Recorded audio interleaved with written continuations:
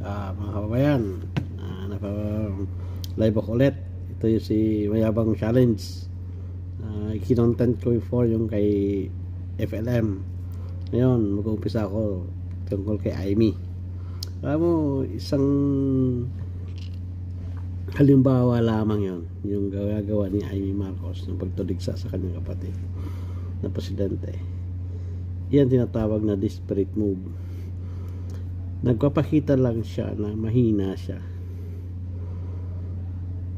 at kamangmangan.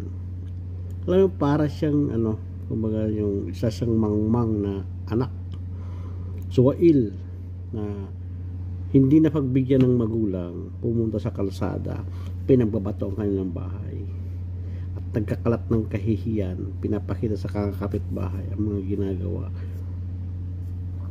niya. Ngayon, sinisira niya yung sarili niyang bahay. Ngayon, ang sinira niya na ang bahay ay yung Pilipinas. Yan ang pamilya niya, pamilya natin lahat, Pilipinas.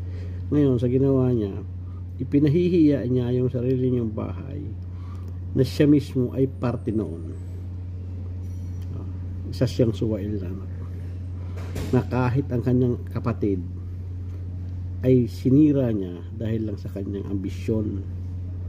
Kaya makikita yung karakter ng tao, kung siya ba ay karapat dapat na tularan o karapat dapat siyang itakwil ng isang pamilya. Yan lang po, simple lang po yan. Salamat.